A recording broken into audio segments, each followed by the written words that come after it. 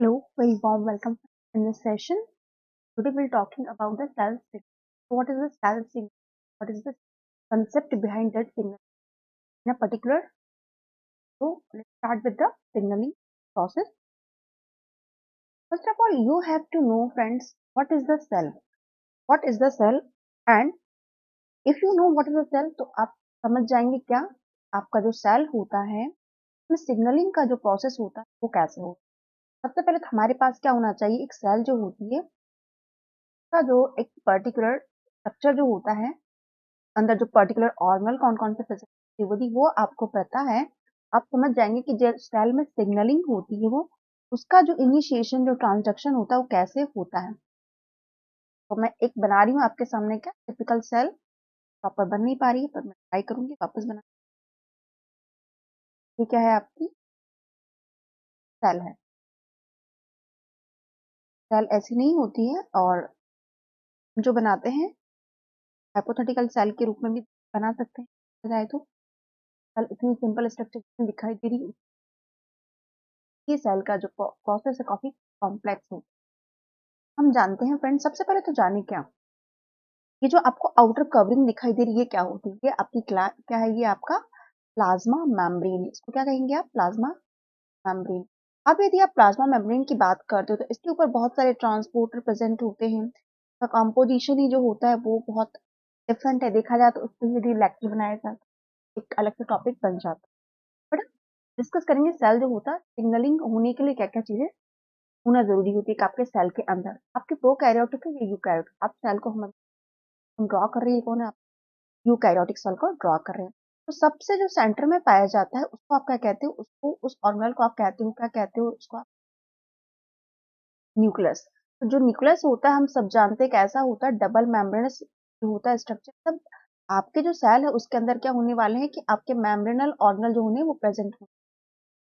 तो जो सेल होता है आपका न्यूक्लियस की यदि आप बात करते हैं, न्यूक्लियस कैसा होता है, ये होता है आपका डबल मेम्ब्रेनस बाउंड, को ध्यान में रखना है फ्रेंड्स। और यहाँ जो ये छोटे छोटे आपको पोर्स दिखाई दे रहे हैं,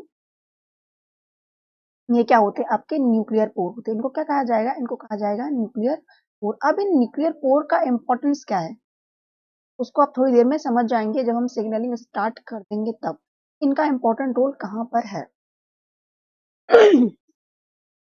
और जो आपकी जो देखा जाए, आपका जो आउटर मेम्ब्रेन होता है न्यूक्लियस का, वो इस तरीके से इन्वेजिनेट और इनफोल्डिंग इस तरीके दिखाई देता है। यदि इस तरीके का कोई स्ट्रक्चर फॉर्म हो रहा है, इसका मतलब क्या है, ये क्या बना रहा है, एक ईआर को ओरिजिनेट कर रहा है। और जो ईआर है ये कौन सा ईआर है, आपका रफ ईआर है। रफ ईआर क्यों, सब rough endoplasmic reticulum. Rough endoplasmic reticulum क्यों है, क्योंकि इस पर क्या प्रेजेंट है, आपके जो राइबोसोम होता है, जो राइबोसोम है उसके क्या होते हैं, यहाँ मॉलिक्यूल जो होते हैं वो प्रेजेंट होते हैं। यहाँ क्या होता है, इसके मेम्ब्रेन पर कौन प्रेजेंट है, आपका राइबोसोम जो है वो प्रेजेंट है किस ईआर के मेम्ब्रेन। तो जहां जहां आपको इस तरीके से, इसकी वजह से क्या होता है, आपको रफ अपीयरेंस जो होता है सेल का वो देखने को मिल जाता है। क्यों, क्योंकि राइबोसोम जो है वो प्रेजेंट है। ये बात होगी किसकी, आपके रफ ईआर की। वहीं यदि और भी आप देखते हो तो कहीं कहीं पे क्या होता है, आपका स्मूथ ईआर भी आपको ओरिजिनेट दिखता है। सब दिखता है कहां पर, आपकी ईआर, आपके न्यूक्लियस के पास में। तो ये जो होता है आपका एस ई आर है। एस ई आर क्यों, क्योंकि यहाँ पे राइबोसोम है वो प्रेजेंट नहीं है और एक इस तरीके से प्रेजेंट होता है।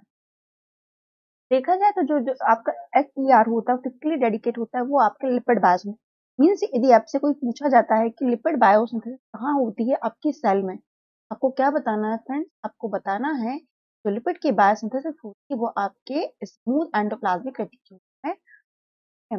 वहीं यदि आपसे कोई पूछता है क्या है कि आपकी प्रोटीन की बायोसिंथेसिस कहाँ होती है, तो आप क्या बताएंगे, प्रोटीन की जो बायोसिंथेसिस होती है, प्रोटीन की जो बायोसिंथेसिस फैक्ट्री है वो कहाँ मौजूद है, आपकी रफ ईआर में जो है वो प्रेजेंट है। तो जो प्रोटीन की बायोसिंथेसिस होती है वो कहाँ होती है, आपकी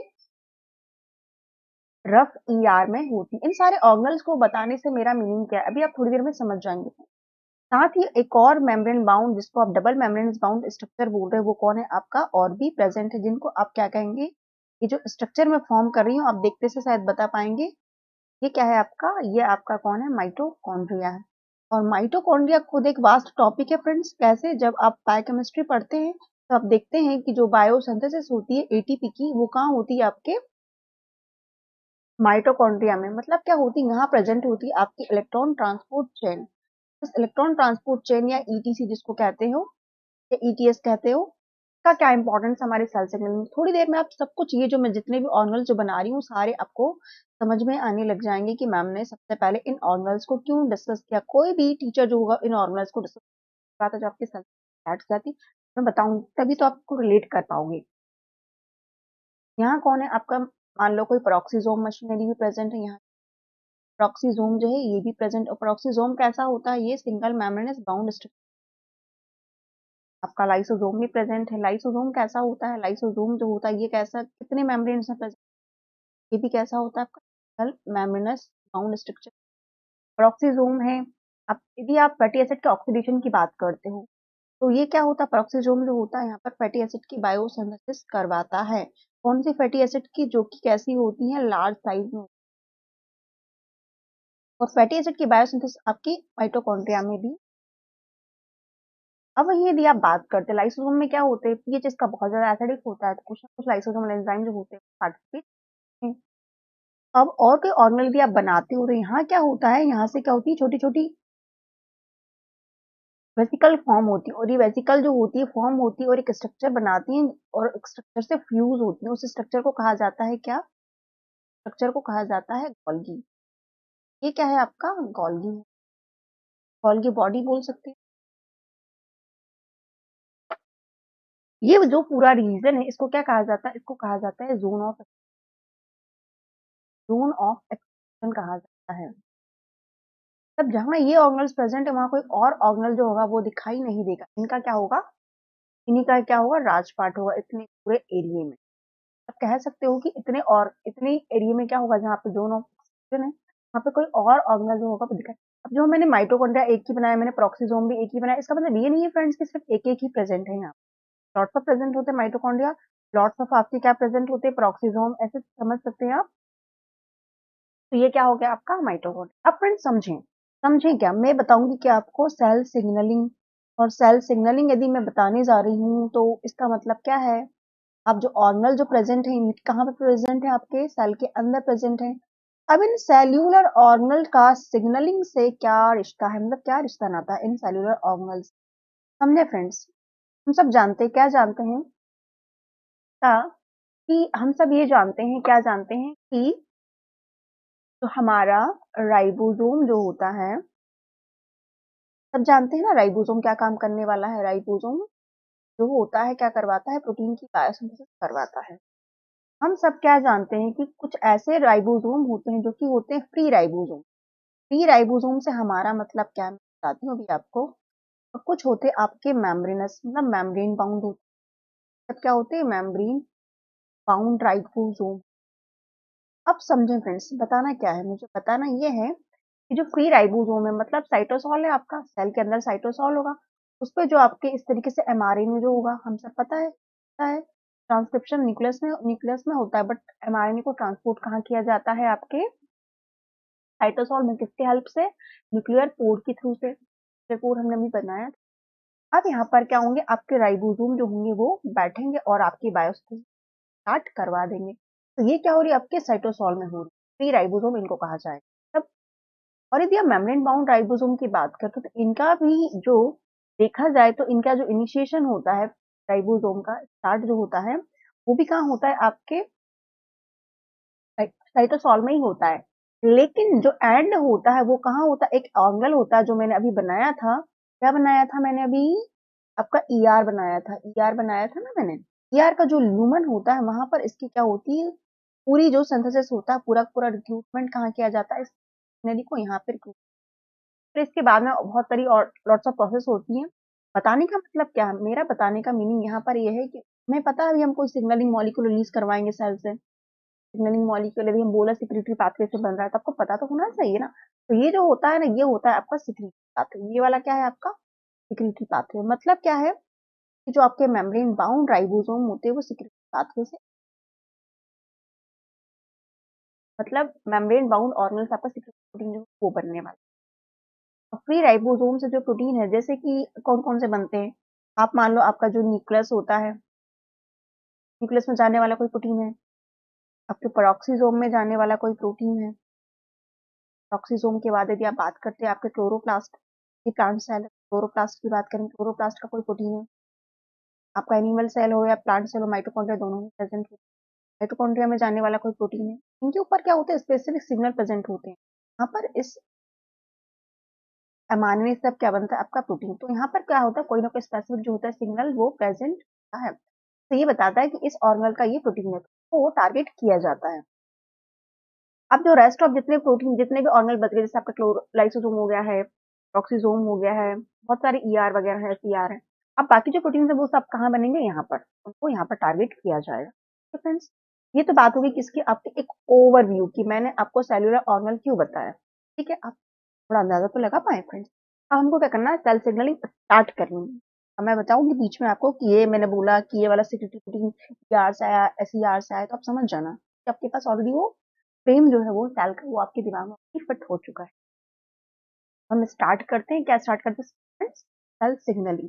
तो सबसे पहले तो सेल सिग्नलिंग यदि होना है, तो सेल्स को आपस में बातचीत करना है, तो कम से कम क्या होना चाहिए, कम से कम क्या होना चाहिए, उस सेल के ऊपर, सेल के सरफेस पर रिसेप्टर प्रेजेंट होना चाहिए। अभी मैं सेल के सरफेस पे बता रही हूँ, रिसेप्टर जरूरी नहीं कि सिर्फ सेल के सरफेस पे होता है, रिसेप्टर जो होता है जरूरी नहीं कि वो सेल के सरफेस पे, सेल के सरफेस के अलावा वो आपके साइटोसॉल में हो सकता है, वो आपके न्यूक्लियस में भी रिसेप्टर हो सकता है। ये बात हो गई आपके रिसेप्टर की। तो अभी हम फिलहाल के लिए समझने की क्या कर रहे हैं, हम आपका रिसेप्टर जो है वो बता रहे हैं। दूसरा जो इम्पोर्टेंट चीज होती है वो क्या होता है, आपका लिगेंड। अब लिगेंड क्या है, लिगेंड वह मॉलिक्यूल है जो कि क्या है आपका, क्या करने वाला है, किसी सेल को स्टिमुलेट करवाएगा ये, तब क्या कह सकते हो आप इसको, लिगेंड वह मॉलिक्यूल है जो कि, जो ये रिसेप्टर हमने बनाया ना, इस रिसेप्टर से जो अट्रैक्ट करने वाला है वो कहा जाता है लिगेंड। लिगेंड बोल दो या फिर क्या बोल दो आप इसको, सिग्नलिंग मॉलिक्यूल कह सकते, क्या कह सकते हो, सेल की जो सिग्नलिंग होगी, सेल सिग्नलिंग मॉलिक्यूल कह दो आप इसे। ये दो चीजें तो क्या होगी आपकी इंपॉर्टेंट चीज, कि आपको सेल की स्टार्ट करवा, ये दो चीजें, ये सेल है आपकी, सेल है, मैं बोल रही हूँ एक सेल के ऊपर क्या रिसेप्टर प्रेजेंट है, दूसरा सेल जो है वो रिलीज कर रहा है क्या आपके लिगेंड को, तो ये जो लिगेंड होता है वो इंटरेक्ट कहाँ करता है, क्या करेगा, रिसेप्टर से लिगेंड इंटरेक्ट करता है, एक कॉम्प्लेक्स फॉर्म होता है, क्या होता है, एक कॉम्प्लेक्स जो होता है, जो कि जरूरी होता है क्या आपकी करनी। हम सब जानते हैं कि आपके साइटोसोल में और भी सेलुलर ऑर्गेनल जो होते हैं वो प्रेजेंट होते हैं, जब ये सिग्नलिंग स्टार्ट होगी रिसेप्टर के थ्रू, और भी इंट्रासेलुलर जो पाथवे होंगे वो इंटरेक्ट एक्टिवेट होंगे। हमने माइटोकॉन्ड्रिया क्यों बनाया, हमने प्रोक्सीसोम क्यों बनाया, सब जानते हैं, सबका पार्टिसिपेशन होता है जब आपकी सेल सिग्नलिंग होती है। अब ये तो क्या होगा आपका एक ओवरव्यू। जब रिसेप्टर की बात करते हो तो मैंने बोला रिसेप्टर होता है तीन तरीके का, एक तो आपके सेल के सरफेस से प्रेजेंट हो सकता है, एक क्या हो सकता है आपके सेल के सरफेस पर प्रेजेंट होता है। यदि सेल के सरफेस पर प्रेजेंट है, मतलब कि जो इसका लिगेंड है, जो इसका सिग्नलिंग मॉलिक्यूल होगा, वो नेचर कैसा होगा उसका, तो हो सकता है हाइड्रोफिलिक, हाइड्रोफिलिक नेचर हो प्रोटीन। यदि साइटोसॉल में प्रेजेंट है, यदि साइटोसॉल में रिसेप्टर प्रेजेंट है, मतलब कि क्या है कि उसका जो लिगेंड है वो कैसा है, हाइड्रोफोबिक नेचर का है, तभी तो वो सेलुलर मेम्ब्रेन को क्रॉस करके अंदर की तरफ एंटर कर पा रहा है। और एक होता है आपका न्यूक्लियर रिसेप्टर। तो तीन तरीके के आपको रिसेप्टर देखने को मिलेंगे जब हम सेल बात करेंगे। आज हमारा जो मेजर फोकस है वो किस पर, आपके रिसेप्टर पर फोकस है। हम जितनी भी आज एग्जांपल्स देने वाली वो क्या है, आप सेल सरफेस पे जो रिसेप्टर प्रेजेंट हो, तब यहाँ कोई रिसेप्टर प्रेजेंट है सेल के सरफेस, आज हम उसकी चर्चा करेंगे, ना कि जो सेल के अंदर प्रेजेंट होते हैं उनकी हम बात नहीं कर रहे, आज के सेक्शन में बात कर रहे हैं क्योंकि आपकी सेल के सरफेस प्रेजेंट है। Friends let's start with one by one. देखो फ्रेंड्स, सबसे पहले तो आपने बोला क्या, एक आउटलाइन बनी, आउटलाइन में क्या बनाया आपने, आउटलाइन में आपने बनाया क्या कि मेरे पास क्या है, मेरे पास है प्लाज्मा, ठीक है, प्लाज्मा मेम्ब्रेन पर मैंने क्या बोला कि कोई रिसेप्टर जो होगा वो प्रेजेंट होगा, ये रिसेप्टर है जो कि आप प्रेजेंट है। और रिसेप्टर कैसा प्रेजेंट है, ये सेल सरफेस वाला रिसेप्टर, तो सेल के सरफेस। अब सेल के सरफेस पे सिर्फ मतलब नहीं सिर्फ बाहर की तरफ, ये पूरा आपकी जो प्लाज्मा मेम्ब्रेन है उसको भी क्या कर रहा है, स्कैन कर रहा है। फिर कुछ इसका पोर्शन जो है वो साइटोसॉल में भी प्रेजेंट है, कुछ पोर्शन इसका कहाँ प्रेजेंट, साइटोसॉल में। तभी तो क्या कर पाएगा ये, इंट्रासेल्युलर सिग्नलिंग होती है, दो तरीके से सिग्नलिंग होती है, इंट्रासेल्युलर, दूसरी होती है आपकी एक्स्ट्रा। अभी हम किसकी बात कर रहे हैं, इंट्रासेल्युलर जो सिग्नलिंग होती है वो कैसे, या इसका कोई एक्स्ट्रा सेल्युलर जो होगा सिग्नलिंग मॉलिक्यूल कौन होगा यहाँ पर, एक्स्ट्रा सेल्युलर इंटरेक्ट कर रहा है। इंटरेक्ट कैसे करता है फ्रेंड, यहाँ पर कौन से बॉन्डिंग पार्टिसिपेट करती है, हाइड्रोजन बॉन्ड, कोवेलेंट बॉन्डिंग, वो भी आप फ्रेंड्स जरूर जान। आपका कंसेप्ट खोलेंगे फ्रेंड्स, मेरी जो क्लास है का मीनिंग सिर्फ इतना नहीं है कि सिर्फ आपको पढ़ाया जाए, साथ में आपको कंसेप्ट जो चीजें होती है उसका भी बताने का मीनिंग होता है। अब यहाँ पर आप इंट्रासेल्युलर में देखिए और भी प्रोटीन्स हैं जो कि क्या हो रहे हैं, आपके प्रेजेंट हैं। ये फाइनल जो होते हैं, फाइनल जो आउटकम देने वाले हैं, जैसे ये आपका इंट्रासेल्युलर सिग्नलिंग प्रोटीन है, वो XYZ कुछ भी हो सकते हैं, मैं भी आपको बताऊंगी XYZ। और यहाँ पर आपका क्या इफेक्टिव प्रोटीन जो होगा वही डिसाइड करने वाला है कि एक्चुअल में इसका जो हमने सेल सर्विंग स्टार्ट की थी एक्चुअल आउटकम आपको क्या मिलने वाला है। जैसे मान लो आपका इफेक्टर प्रोटीन यदि कोई मेटाबॉलिक एंजाइम है, ठीक है, क्या करता है वो, यदि मेटाबॉलिक एंजाइम, तो जाहिर सी बात है वो मेटाबॉलिक में, मेटाबॉलिक जो हमारी रिएक्शंस होती है वहां पार्टिसिपेट करेगा। तो क्या होगा कि कोई ना कोई आपका ऑल्टर्ड मेटाबॉलिज्म आपको देखने को मिलेगा। अब मान लो जो आपका इफेक्टर प्रोटीन है वो क्या है, कोई ट्रांसक्रिप्शन रेगुलेटरी प्रोटीन है। ये ट्रांसक्रिप्शन रेगुलेटरी प्रोटीन है तो क्या करता है वो जीन के एक्सप्रेशन को ऑल्टर करेगा, जीन करवाया, जीन को ऑफ या ऑन करवाए। फिर आपका कोई साइटोस्केलेटल प्रोटीन है, साइटोस्केलेटल प्रोटीन हो गया इफेक्टर, उसका अल्टीमेट काम क्या होने वाला है कि अफेक्ट करता है सेल के शेप या मूवमेंट को। अब आपको साइटोस्केलेटल जो प्रोटीन है वो कौन कौन से, कभी थोड़ा बेसिक में आइडिया होना कि आप बात करते हो। जैसे आपका एक्टिन हो गया है ना, माइक्रोट्यूब्यूल हो गया है, माइक्रोट्यूब्यूल है, इंटरमीडिएट आपके फिलामेंट्स हैं, ये क्या है आपके फिलामेंट्स हैं। तो ये सारे क्या आ जाएंगे आपके इफेक्टर प्रोटीन्स हैं, यहाँ पर साइटोस्केलेटल जो प्रोटीन्स होते हैं इनसे जो इंटरेक्ट करने वाली प्रोटीन है उनकी। अब फ्रेंड्स जाने क्या जाने, अब आपको क्या देखना है कि आपको अब देखना है क्या, सेल का ओवरव्यू। सेल जो होती है उसमें सिग्नलिंग जो हो रही है, हम कह रहे हैं हम चार तरीके से सिग्नलिंग जो है वो पॉसिबल हो सकती है। सिग्नलिंग जो होती है चार तरीके से कैसे पॉसिबल है, एक तो जो आपकी सिग्नलिंग होती है वो कैसी हो सकती है, वो हो सकती है कांटेक्ट डिपेंडेंट, मतलब सीधा सेल टू सेल जो हो रहा है वो कांटेक्ट हो रहा है, मतलब एक सेल को दूसरे सेल से बात करनी है, एक सेल के ऊपर रिसेप्टर दूसरे के पास लिगेंड मॉलिक्यूल से क्लीव कर रही है, तो आपस में ये बात कर सकते हैं, ये होगी आपकी कांटेक्ट डिपेंडेंट। एक होती है पैराकाइन सिग्नल। पैराकाइन जो सिग्नलिंग होती है उसमें क्या होता है, जो आपके लोकल मीडिएटर्स होते हैं, ये जो यहाँ पर वर्ड लिखा है इसको आपको क्या ध्यान में रखना है कि जो आपके लोकल मीडिएटर्स होते हैं वो पार्टिसिपेट और क्या करते हैं, release into extra cellular space. और जब एक्स्ट्रा सेलुलर स्पेस में यदि कोई सिग्नलिंग मॉलिक्यूल आ गया तो उसके सराउंड, ये मान लो आपका एक्स्ट्रा सेलुलर स्पेस, यहाँ पे बहुत सारी सेल्स होंगी वो प्रेजेंट होंगी। अब उस local mediator release extra cellular space में रिलीज किया जा रहा है, तो नो डाउट यहाँ पर जो सेल्स होंगी उनके ऊपर रिसेप्टर प्रेजेंट होंगे, और जहां जहां इसके रिसेप्टर प्रेजेंट होंगे उस सेल में क्या होगा, स्टार्ट हो जाएगी। तो space and act on neighbouring cell, जो इसकी जितनी भी नेबरिंग सेल होगी वो क्या करेगी, इसके अगेंस्ट में क्या करना शुरू कर देगी। जो साइनेटिक सिग्नलिंग होती है, अब साइनेटिक हमारा मतलब जो न्यूरॉन्स में जो, अब न्यूरॉन्स में भी सिग्नलिंग की बात करते हो तो क्या होता है, यहाँ पे सिग्नलिंग मॉलिक्यूल मॉलिक्यूल कौन हो सकते हैं, यहाँ पे सिग्नलिंग मॉलिक्यूल जो होगा वो कौन होगा, आपका न्यूरोट्रांसमीटर जो होता है वो क्या होगा, आपका सिग्नलिंग मॉलिक्यूल यहाँ पे न्यूरोट्रांसमीटर होगा, ठीक है। और जो आपका फोर्थ टाइप का है जो क्या है आपका एंडोक्राइन है। एंडोक्राइन सिस्टम तो फ्रेंड्स आप जरूर पढ़ें एक बार, ऐसे क्वेश्चन बनते हैं। डिपेंड ऑन एंडोक्राइन सेल, अब एंडोक्राइन सेल्स क्या होती है फ्रेंड्स वो भी जाने आप। और सिक्रीट क्या करती है, सिक्रीट कर रही मीन्स कौन, ये सिक्रीट यदि कर रही है किसी हार्मोन को तो कौन से पाथवे से आएगा, वो सिक्रीट पाथवे से आएगा, और कौन से मेम्ब्रेन मेम्ब्रेन बाउंड जो राइबोसोम उनसे ये पाथवे से इस हार्मोन को बनाया जाए, क्योंकि ये सिक्रीटरी हार्मोन है। तो हार्मोन कहाँ से आएंगे आपके, हार्मोन क्या होते हैं, प्रोटीनियस नेचर के हो सकते हैं, आपके स्टेरॉयडल नेचर के हो सकते हैं। तो इनमें क्या होगा, आपका जो ब्लड स्ट्रीम होता है वो वहां पर ब्लड स्ट्रीम के थ्रू क्या करते हैं ये, मान लो क्या है आपका सिग्नलिंग मॉलिक्यूल, क्या है सिग्नलिंग मॉलिक्यूल है, वो कैसा है फ्रेंड्स, आपका जो सिग्नलिंग मॉलिक्यूल है वो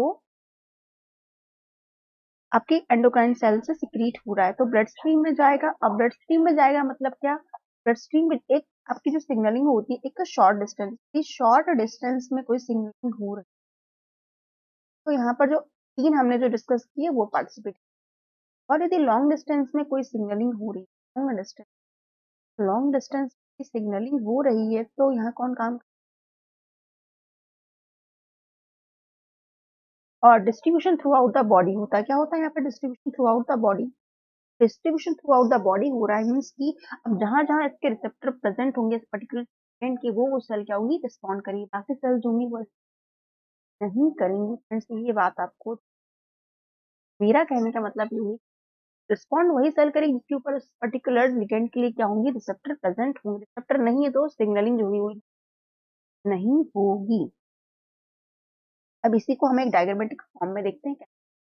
ये क्या है, हमने क्या बात की, ये है हमारा क्या क्या है, ये आपकी कॉन्टेक्ट डिपेंडेंट, कॉन्टेक्ट डिपेंडिंग यदि सिग्नलिंग हो रही है तो क्या हो रहा है यहाँ पे, ये क्या है आपकी सिग्नलिंग सेल है, ये आपकी टारगेट सेल है फ्रेंड्स। तो दो सेल्स एटलीस्ट होना चाहिए ना, तो भी चलता है। एक होती है ऑटोक्राइन, जिसमें क्या होती है सेल जो होती है अपने आप को ही सिग्नल देती है, वो एक अलग चीज होती है। जब कॉन्टेक्ट डिपेंडेंट ने समझे, ये क्या हो रहा है आपका मेम्ब्रेन बाउंड सिग्नल, जो सिग्नल मॉलिक्यूल है वो कैसा है आपका मेम्ब्रेन बाउंड है,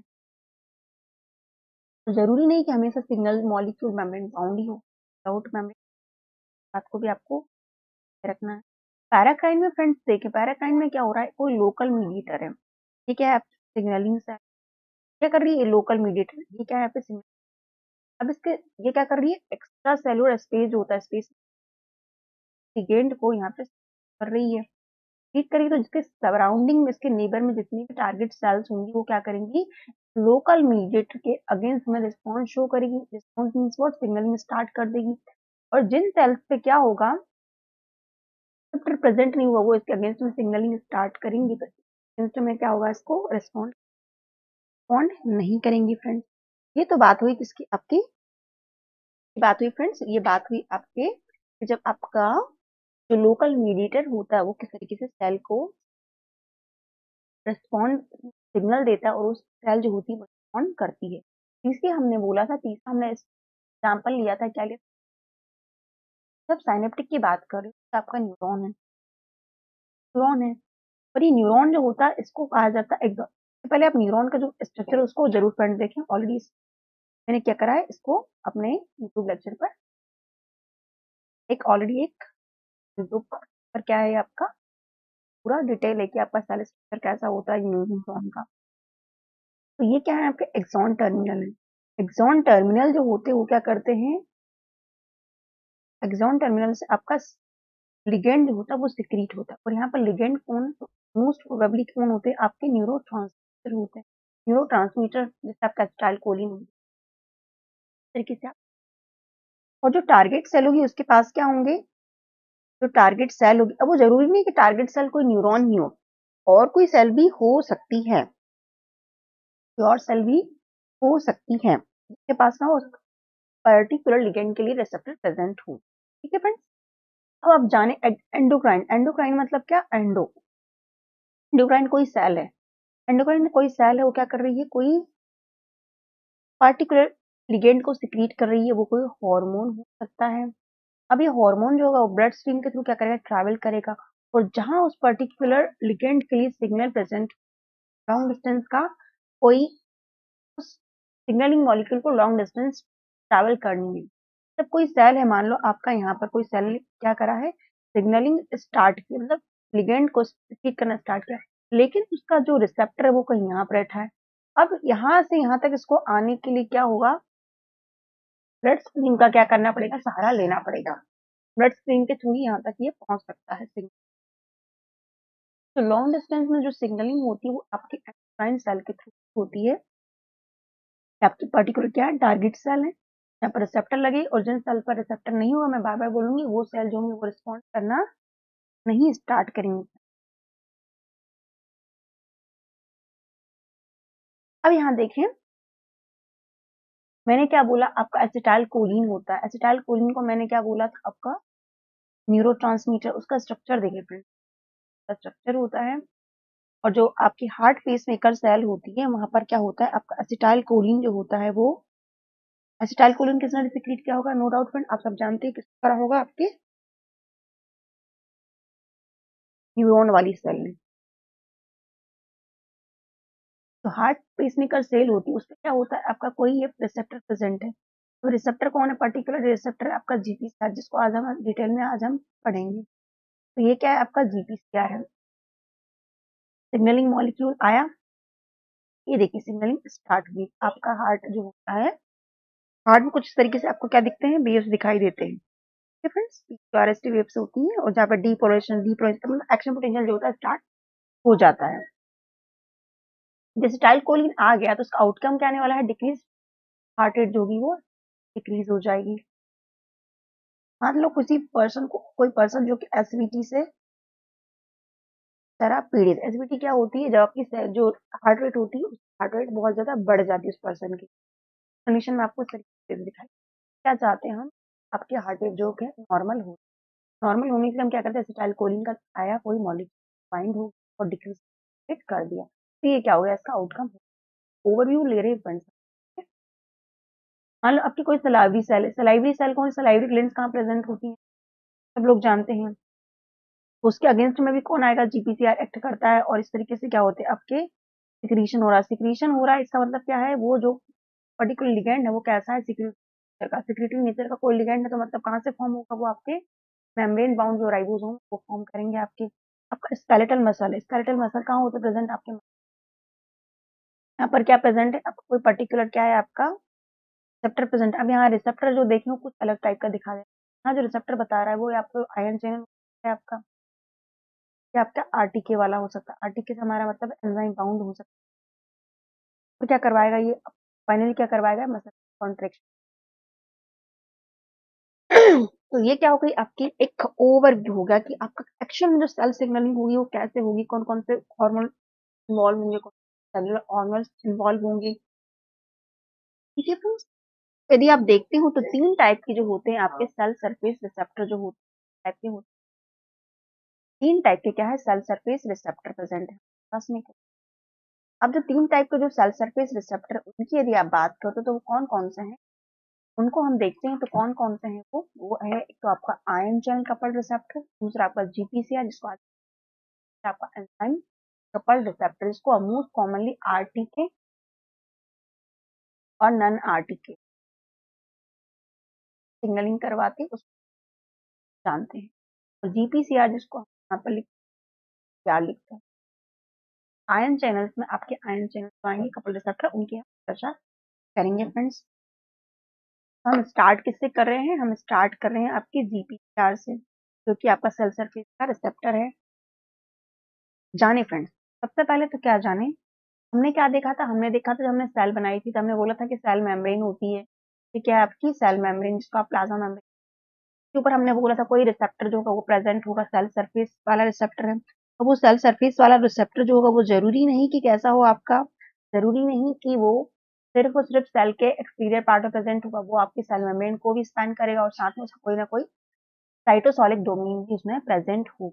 एक रिसेप्टर है, एक क्या है आपका रिसेप्टर है जो कि कैसा है, आपका सेल सरफेस का है। तो उस रिसेप्टर में कम से कम तीन चीजें जरूर प्रेजेंट होंगी। क्या, एक तो आपका एक्स्ट्रा सेलुलर वाला, जो एक्स्ट्रा सेल्यूलर क्या प्रेजेंट होगा उस, जो कि लिगेंड से इंटरेक्ट करता है।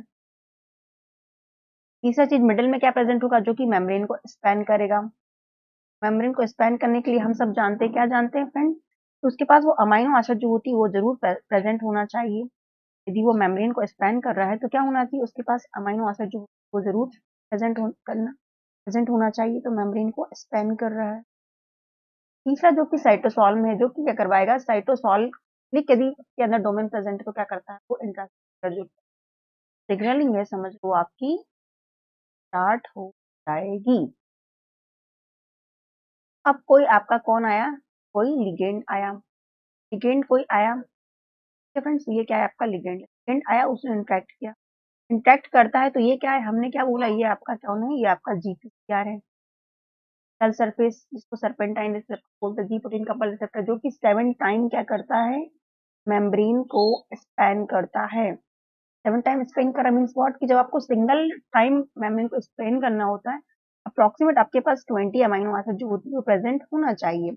अभी 7 टाइम स्पेन कर रहा है मीन्स व्हाट, कितना होना चाहिए इसके पास में अमाइनो एसिड जो होगा, 147 टू 150 अमाइनो एसिड जो प्रेजेंट होंगे इस पेप्टाइड में, तभी तो ये मेम्ब्रेन को क्या कर पा रहा है, स्पेन कर पा रहा है। ये तो हो गया क्या फ्रेंड्स, आपका मेम्ब्रेन जो है उस पर जो प्रेजेंट है जीपीसी है वो 7 टाइम मेम्ब्रेन स्पेन कर रहा है। अब ये क्या है, इसका साइटोसोलिक डोमेन। ये क्या है, इसका साइटोसोलिक डोमेन से ही प्रोटीन और इंटरेक्ट करती है, तो आप कहते हो ये क्या है, इसका अल्फा, ये बीटा, और यहाँ पे बीटा गामा है, और ये यहाँ पर होता है बीटा। ये आपकी अल्फा सब यूनिट है, 3 सब यूनिट है इसके पास में। जब ये स्टार्ट हो जाता है, यदि एक्टिव हुआ, एक्टिव कब हो जाएगा, जब यहाँ कोई सिग्नल आ जाए। तो क्या होता है फ्रेंड्स कि इसकी अल्फा सब यूनिट और जिसकी बीटा गामा जो सब यूनिट है और गामा सब यूनिट हो जाती है डिसोसिएट हो जाती है। ये क्या थी, इसकी अल्फा। और यहाँ पे क्या हो जाता है, इसकी पहले क्या होती है, जब इनएक्टिव होता है रिसेप्टर तब क्या होता है, बस जीडीपी होती है। तब क्या होती है, इसके पास जीडीपी होती है। तो जब एक्टिव हो जाता है तो इसकी जीडीपी जो होती है वो जीटी कन्वर्ट हो जाएगी। मीन्स व्हाट, अब ये जो क्या, ये क्या हो गया, आपका स्टार्ट हो गया, मतलब ये एक्टिव हो गया। जब ये इतना यदि काम हो जाता है तो यहीं पे आपके मेम्ब्रेन में एक चीज और प्रेजेंट होती है, आप कहते हो एडिनाइड। एडिनाइड काइनेज जो होता है, एडिनाइड काइनेज ये भी मतलब मेम्ब्रेन बाउंड प्रोटीन है और मेम्ब्रेन स्पैनिंग प्रोटीन। क्या करता है, ये क्या करता है, इसके पास कैपेबिलिटी होती है क्या, कि मैं एटीपी को तोड़ सकता हूँ, मैं एटीपी का हाइड्रोलिसिस, एटीपी को तोड़ तोड़ के क्या करता है फ्रेंड्स, ये साइक्लिक एएमपी का फॉर्मेशन। अब जो साइक्लिक एएमपी कौन है, यही तो हमारा क्या है, कौन है हमारा, ये हमारा सेकेंडरी सेकेंडरी मॉलिक्यूल है, क्योंकि सेल सिग्नलिंग में पार्टिसिपेट एक हो रहा है आपका प्राइमरी मॉलिक्यूल, आपका ये primary signalling molecule, primary signalling. हमने क्या बोला था फ्रेंड कि सिग्नलिंग जो होंगे आपके प्राइमरी, यदि आपका सिग्नल या तो वो आपके कैसे प्रेजेंट हो सेल के सरफेस में, यदि आपके साइटोसॉल में वो सिग्नलिंग मॉलिक्यूल कोई पर्टिकुलर सिग्नलिंग मॉलिक्यूल यदि प्रेजेंट है, हमने उसको बोला था साइटोसॉलिक सिग्नलिंग मॉलिक्यूल। अभी साइटोसॉलिक सिग्नलिंग मॉलिक्यूल जो होता है, इसका जो पर्टिकुलर जो कह सकते हैं ये कहाँ बाइंड करता है, आपके कोई ना कोई एंजाइम होगा जिसको ये मॉड्यूलेट करेगा। तो ये आपका सेकेंडरी मॉलिक्यूल हो गया, सेकेंडरी मैसेंजर हो गया। सेकेंडरी क्या होगा, ये प्राइमरी मैसेंजर है, ये कौन है आपका प्राइमरी मैसेंजर। हम ये कह सकते हैं कि आपका प्राइमरी मैसेंजर जो होता है वो सेकेंडरी मैसेंजर को एक्टिवेट करवा सकता है, बात है ना, बिल्कुल ही होगी। ये क्या है आपका सेकेंडरी मैसेंजर। अब ये सेकेंडरी मैसेंजर है हमारा ही साइटोसॉल में एक और प्रोटीन होता है, जब एक एंजाइम कह सकते हो उसको आप, प्रोटीन काइनेज भी कहा जाता है। उसके पास क्या होती है फ्रेंड्स, उसके पास होती है क्या, 4 सबयूनिट का वो प्रोटीन है, उसके पास होता है क्या, एक होता है आपका कैटालिटिक डोमेन। जो कैटालिटिक डोमेन होता है, मतलब कैटालिटिक जो सब यूनिट होती है उससे कौन इंटरेक्ट करता है, उससे आपके इंटरेक्ट करते हैं साइक्लिक एएमपी। दो दो साइक्लिक एएमपी के मॉलिक्यूल जाके बाइंड हो जाते हैं। और ये होता है आपका रेगुलेटरी। अब जो रेगुलेटरी होता है उसका क्या काम है, रेगुलेटरी है मतलब कुछ ना कुछ रेगुलेशन में पार्टिसिपेट करेगा। जैसे ही इसमें क्या होती है आपके साइक्लिक एएमपी आके बाउंड होती है, ये चारों सब यूनिट जो होती है कैसे हो जाएंगी, ये अलग अलग हो जाती है। मतलब क्या हो सकता है, इसकी जो कैटालिटिक सब यूनिट है और जो रेगुलेटरी सब यूनिट हो जाएगी डिसोसिएट। जब डिसोसिएट हो जाती है तो अब इसका जो रेगुलेटरी सब यूनिट है, हम सब जानते हैं रेगुलेटरी है मतलब क्या, उसका कहीं ना कहीं काम कहाँ पे होगा, आपके न्यूक्लियस में काम होगा, मतलब जीन को मॉड्यूलेट करवाएगी। तो जो रेगुलेटरी आपकी सब यूनिट है वो एंटर करती है कहाँ पर, आपके न्यूक्लियस में, किसके थ्रू, न्यूक्लियर पोर कॉम्प्लेक्स के। और फिर जो इसका अल्टीमेट जो इसका फंक्शन वो यहाँ पर परफॉर्म करवाएगी, कोई जीन का एक्सप्रेशन करवाएगी, ट्रांसक्रिप्शन होगा, ट्रांसलेशन होगा, और फाइनली जो आउटपुट आएगा वो उसका जो सिग्नलिंग हमारी स्टार्ट हुई थी क्या हो जाएगी, वो सिग्नलिंग कंप्लीट हो जाएगी। अब जो डायग्राम है फ्रेंड्स ये मैंने ब्रूस एल्बर्ट से लिया, क्योंकि सेल सिग्नलिंग एक क्या कह सकते हैं फाइव एलिमेंट्स। यदि आपको सेल सिग्नलिंग को पूरा डिटेल में पढ़ना है तो आप क्या करें, सेल के लिए आप ब्रूस एल्बर्ट को जरूर रेफर करें। अब हम क्या देख रहे हैं फ्रेंड्स, हम देख रहे हैं क्या, हमने देखा कोई सिग्नलिंग मॉलिक्यूल आया, वो सिग्नलिंग मॉलिक्यूल आपका कोई क्या हो सकता है, सिग्नलिंग मॉलिक्यूल कोई हो सकता है, कोई हार्मोन या कोई पेप्टाइडल हार्मोन आया बाइंड हुआ आपके जीपीसीआर पर। ये क्या है, आपकी सेल है पूरा, ये क्या है आपकी सेल मेम्ब्रेन। जीपीसीआर पर क्या हो रहा है, ये तरीके से मैं इसको हाईलाइट कर देती हूँ ताकि आपको पता चले फ्रेंड्स कि आपकी प्लाज्मा मेम्ब्रेन को ये क्या कर रहा है। ये क्या है आपका जीपीसीआर है। जीपीसीआर कब एक्टिव हुआ, जब इस पर कोई सिग्नल है। जब जीपीसीआर एक्टिव हो जाता है तो हमने बोला था क्या, जीएस होता है, स्टिमुलेटरी सबयूनिट होती है। जीएस जो होती है जिसको हम जी अल्फा जीटीपी कहते हैं, अल्फा जीटीपी के फॉर्म में है, मतलब ये एक्टिव हो गया। जब ये एक्टिव हो जाता है, पहले ये एक्टिव होता है, तब कौन किसको एक्टिव करता है, वो एडिनाइलेट काइनेज को। इसको क्या बोलेंगे आप, ये एडिनाइलेट काइनेज है। ये जो पूरा एंजाइम बना रखा है जो कि आपके मेम्ब्रेन से भी पैन कर रहा है मेम्ब्रेन को, ये कौन है आपका adenylate kinase. And adenylate kinase क्या करता है फ्रेंड्स, ये करता है आपकी एटीपी को क्या करेगा, ये ब्रेक डाउन करेगा और साइक्लिक एएमपी जो होती है उसका फॉर्मेशन कराएगा। और जो साइक्लिक एएमपी एक बार बन गया है, ये क्या है आपका सेकेंडरी मैसेंजर की तरह काम करने वाला है। साइक्लिक एएमपी बन जाता, हमने बोला प्रोटीन काइनेज ए होता है, प्रोटीन काइनेज ये क्या है आपका इनएक्टिव है। अभी एक्टिव कब होगा, जब इसके ऊपर कौन आ जाएंगे, आपकी जो ये साइक्लिक एएमपी जो रेड मॉलिक्यूल्स है जब यहाँ पर आकर बाइंड होंगे, दो मॉलिक्यूल होंगे, मतलब टोटल आपका देखा जाए तो एक पीके में 4 मॉलिक्यूल होते हैं, वो किसके इसके आपके साइक्लिक एएमपी के बाउंड होते हैं।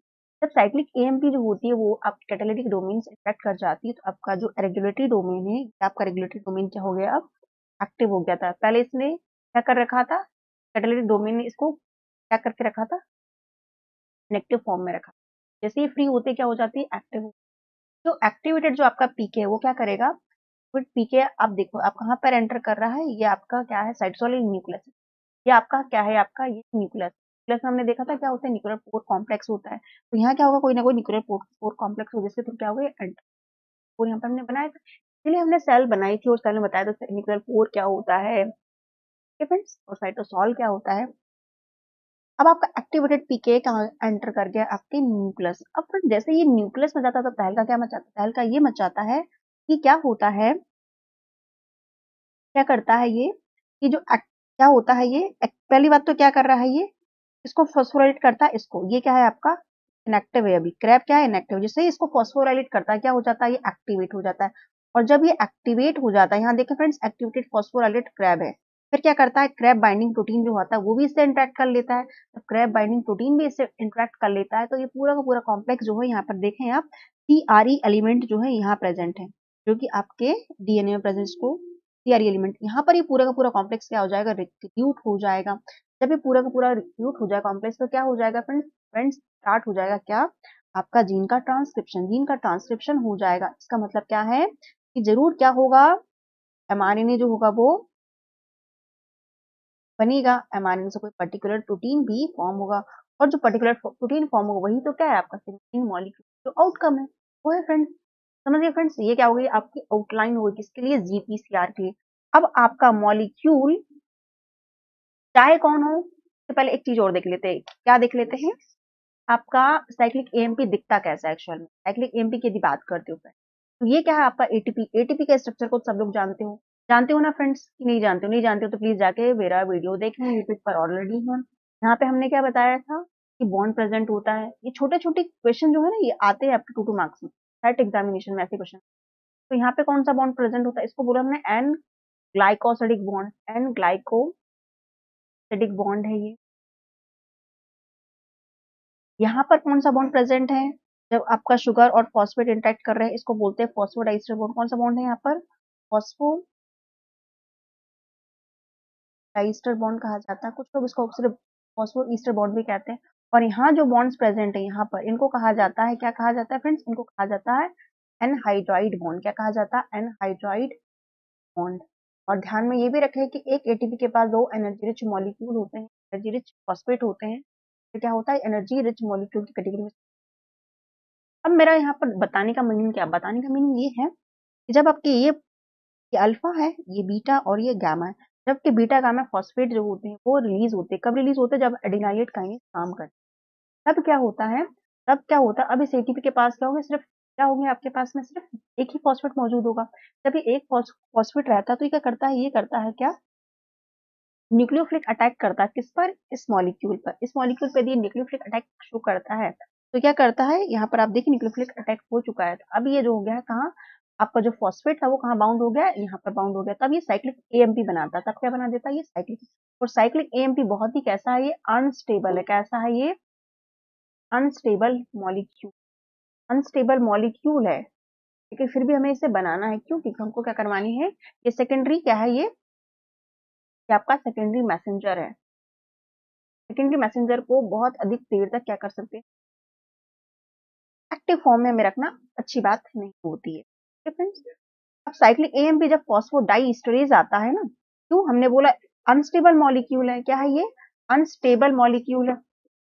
अनस्टेबल मॉलिक्यूल है तो क्या करेगा ये, तो हमें स्टेबल मॉलिक्यूल में कन्वर्ट करना पड़ेगा। तो क्या होता है कि साइटोसोल में एक और एंजाइम प्रेजेंट हो जिसको आप साइक्लिक एएमपी फॉस्फोडाइस्टरेज कहते हैं, वो आता है और साइक्लिक एएमपी को किस में कन्वर्ट कर देता है, साइक्लिक एएमपी को 5 प्राइम एएमपी में कन्वर्ट कर देता है। मतलब कब? अब आप देखें ना फ्रेंड्स, आपका OH वापस आ गया है। पहले क्या था यहाँ पर, H को हटा दिया इसने और ये खुद यहाँ आके अटैक कर लेता है। क्या करता है, न्यूक्लियोफिलिक अटैक शो करता है यहाँ पर और बॉन्ड फॉर्म कर लेता है। इस बॉन्ड को वापस हटाया जाता है और OH को वापस लाया जाता है, मतलब वापस हाइड्रोक्सिल ग्रुप को यहाँ पर लाया जाता है। अब ये क्या है मॉलिक्यूल, अब ये मॉलिक्यूल जो है ये नो डाउट आप सब लोग जानते हैं, जैसे अब क्या होंगे, पायरोफॉस्फेट वापस ऐड होंगे, वापस एटीपी में कन्वर्ट हो जाएगा। समझ गए फ्रेंड्स। अब जानो फ्रेंड्स, जो मैंने यहाँ पर आउटलाइन बनाई है आपको, ये क्या थी आपकी आउटलाइन। अब इस आउटलाइन के पीछे पीछे कौन से चीजें जो कि काम करेंगी, काम कौन सी करेंगी, ये पाथवे आपको ध्यान में रखना। इस पाथवे के थ्रू क्या क्या होने वाला है, इस पाथवे के थ्रू यदि मैं बात करती हूँ सिग्नलिंग मॉलिक्यूल, आपका टारगेट टिश्यू, ये टारगेट टिश्यू है। ये टारगेट टिश्यू इसका मतलब क्या है, ये हमारी क्या होती है, दो सेल है हमारे। एक सेल क्या होगी आपकी, सेंडर सेल होगी। सेंडर सेल है जो कि सिग्नलिंग मॉलिक्यूल को सिक्रीट करती है, जो कि क्या करती है। दूसरी आपकी रिसीवर सेल है। रिसीवर सेल क्या करती है, जिसके पास, जिसको हम टारगेट सेल, टारगेट सेल क्यों बोल रहे हैं, इसके पास क्या होंगे, प्रेजेंट होंगे, रिसेप्टर प्रेजेंट होंगे। तो जब सिग्नलिंग मॉलिक्यूल आएगा तो ये रिस्पॉन्स शो करेगी। तो ये क्या होगी आपकी टारगेट सेल। तो यहाँ आप समझे फ्रेंड्स, तो जो जीपी सेल सिग्नलिंग स्टार्ट होती है वो कहाँ कहाँ एक्टिवेट हो सकती है और कौन उसकी टारगेट सेल होगी और टारगेट सेल में आउटकम क्या निकलने वाला है फ्रेंड्स। तो यहाँ मैंने लिखा है हार्मोन। हार्मोन लिखा है मतलब क्या, ये सिग्नलिंग मॉलिक्यूल, तो ये हार्मोन जरूर इस सेल ने सिक्रीट किया होगा फ्रेंड। सिग्नलिंग मॉलिक्यूल हमारे पास सेल ए और सेल, फ्रेंड्स आसान से आसान बात। तो क्या है आपके पास में, ये टारगेट टिश्यू है। टारगेट टिश्यू यदि आपका रिसीविंग जो टारगेट सेल है वो कौन है, मान लो आपकी कोई थायराइड ग्लैंड है, ठीक है, तो हमारे नेक में प्रेजेंट है। तो इसके लिए कोई सिग्नलिंग मॉलिक्यूल आया, कौन आया फ्रेंड्स, के लिए कौन आया, आपका TSH आया। TSH कौन है, थायराइड स्टिमुलेटिंग हार्मोन आया, आके यहाँ बाइंड हो गया है। अब जो मेजर रिस्पॉन्स होगा, अब बताओ मुझे फ्रेंड्स, इस सेल में होगा कि इस सेल में होगा, ए सेल में होगा, बी सेल में होगा। अब सब लोग जानते हैं टारगेट सेल में क्या होते हैं, रिस्पॉन्स जो होता है वो सारा क्या हो जाता है, शुरू हो जाता है। तो जो मेजर रिस्पॉन्स क्या है इसका, thyroid hormone synthesis and secretion. अब ये थायराइड हार्मोन का सिंथेसिस और सिक्रीशन करवाना है, किस लेवल पे देखना होगा आपको, थायराइड हार्मोन का सिंथेसिस करवाना है आपको, जरूर जीन रेगुलेशन होगा यहाँ एंटर कहाँ करेगा आपके।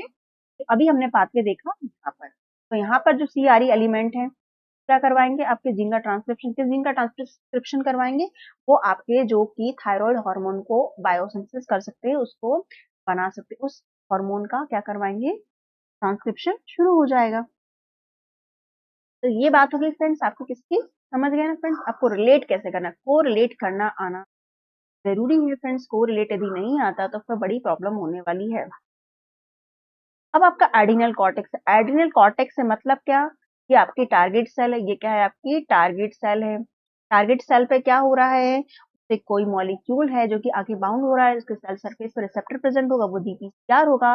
DPCR पे आपका ACTH आके बाउंड होगा। ACTH जैसे बाउंड होता है अंदर कुछ ना कुछ सिग्नल कैस्केड शुरू हो जाएगा, ट्रांजेक्शन शुरू हो जाएगा और आपका फाइनली क्या होगा आउटकम, कॉर्टिसोल का सिक्रीशन करना। इसको क्या करना, ये टेबल को ध्यान में रखना फ्रेंड्स, काम की है। अभी तक जो मैंने पढ़ाया वो सारा कुछ एक ओवरव्यू था, बट ये जो है ये काम की, क्या होगा, कॉर्टिसोल का सिक्रीशन। कॉर्टिसोल यदि सिक्रीट होता है तो आगे क्या हो और क्या क्या हो सकता है, आगे और भी सेल जो होती है वो सिग्नलिंग में पार्टिसिपेट कर सकती है।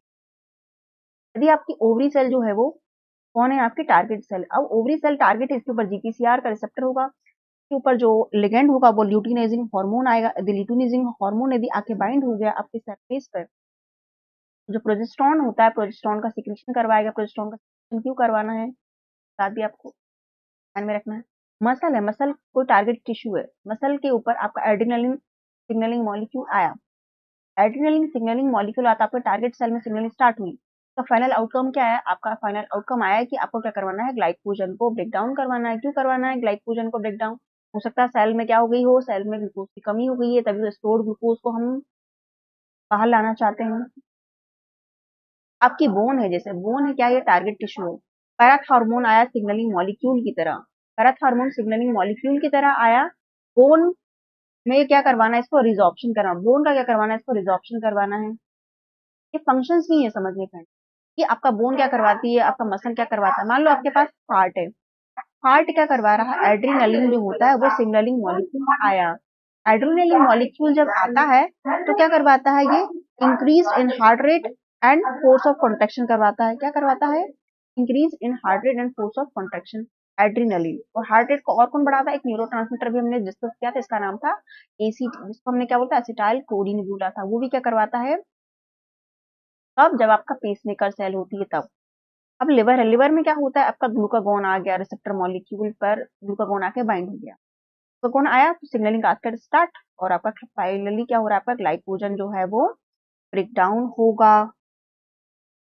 मसल में भी क्या होता है, आपका ग्लूकागोन जो होता है, मसल में भी आपको क्या हो रहा है, स्टार्ट हो रही है ग्लाइकोजन को ब्रेक डाउन करवाने की, तो कौन, एड्रेनलिन मॉलिक्यूल आ रहा है। यहाँ पे मतलब ये है बताने का, एक कोई सिग्नलिंग मॉलिक्यूल और डिफरेंट टाइप का सिग्नलिंग मॉलिक्यूल सेम टाइप का कैस्केड शुरू करवा सकता है, और सेम टाइप का सिग्नलिंग मॉलिक्यूल और डिफरेंट टाइप के कैस्केड जो होते हैं डिफरेंट सेल पर भी प्रेजेंट हो सकते हैं।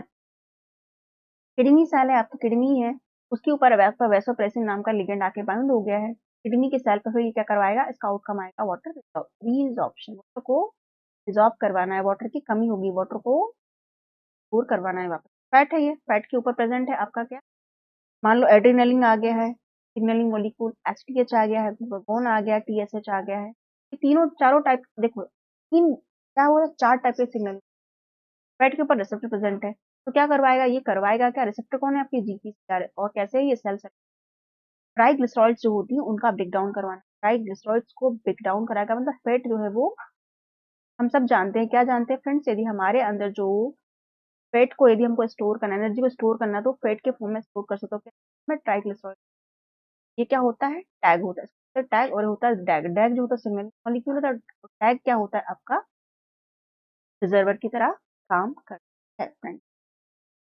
ये तो क्या बात होगी फ्रेंड्स आपकी, ये बात होगी किसकी, ये बात कर ली किसकी बात की फ्रेंड्स, हमने बात की आपके, हमने बोला क्या कि जब आपका जीपीसीआर है, जीपीसीआर कौन है, यार आपका डिफरेंट टाइप के हमने अभी देख लिए, कौन कौन लिगेंड है वो इंटरेक्ट कर रहे हैं, देख। अब जो जीपीसीआर होता है फ्रेंड्स, हमने क्या बोला था कि यहाँ पर जो अल्फा सब यूनिट होती है, यहाँ पे क्या देखा था हमने, अल्फा जीटीपी देखा था, हमने ऐसा कुछ स्ट्रक्चर बनाया था, अल्फा बीटा गामा। तो जब इसका साइटोसोलिक काम कर जाता है तभी इसको एक्टिवेट कर रहा था, इसको, ये क्या है आपकी अल्फा सब। अब ये जो अल्फा सब यूनिट होती है, जिसपे क्या होता है, जब एक्टिव आती है, ये जो होती है ना, इसके पास इसकी बहुत सारी क्या होती है, आपके पास में सब यूनिट्स होती है, पास बहुत सारी, इसके पास जो सब यूनिट होगी जो एक्टिवेट होगी, इससे सिग्नलिंग जो होती है स्टार्ट होती है। अब वो जो होती है वो किस तरीके से आप काम कर सकते हैं, इसकी मैं बात कर लेती हूँ। तो जो हमने बताया अभी कि हमारे पास क्या है, हमने बनाया था अभी, हमने क्या बनाया था फ्रेंड्स, तो बताना उसके अगेंस्ट कैसे रिस्पॉन्स, हमने क्या बनाया था, हमने बनाया था जीपीसीआर रिसेप्टर का साइटोसॉलिक है, आपका लिगेंड आएगा, और हमने क्या बनाया था, यहाँ पर क्या प्रेजेंट होती है आपकी,